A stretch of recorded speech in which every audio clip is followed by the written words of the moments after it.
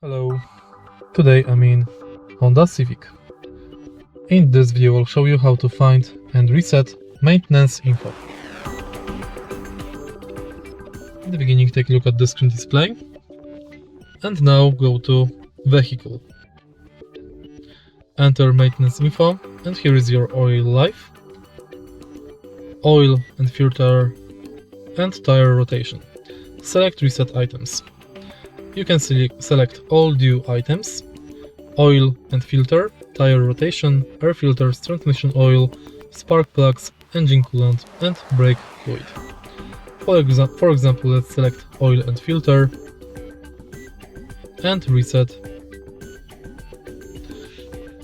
If you find this video helpful, please leave like, comment and subscribe.